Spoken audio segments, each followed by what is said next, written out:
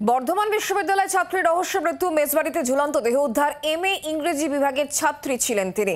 বৃহস্পতিবার রাতে দিদির সঙ্গে ফোনে কথা হয় তার। আজ সকালে মেজবাড়ির ঘরে ঝুলন্ত দেহ উদ্ধার করা হয়।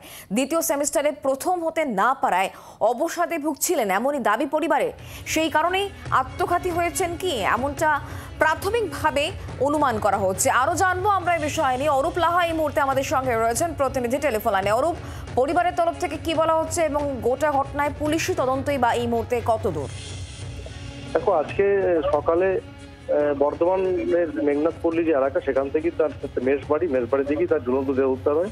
সকালে তাকে তার দিদি যখন ফোন করে, তখন বেশ কয়েকবার ফোন করার পর সে যখন ফোন ধরেনি, তখন তাদের পরিবারের সন্দেহ হয়।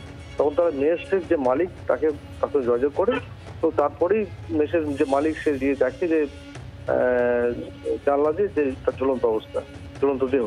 তো তারও পুলিশে খবর দেয়। পুলিশ বর্ধমান থানা পুলিশ ভিতরে উদ্ধার করে ময়নাতদন্তের জন্য নিয়ে যায়।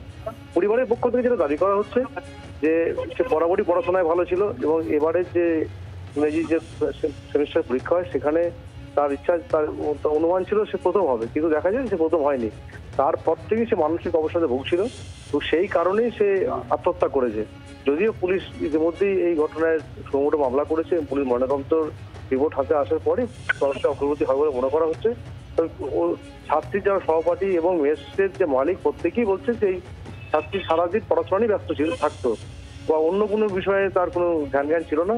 পড়াশোনাটাই তার ছিল একদম প্রথম প্রায়োরিটি।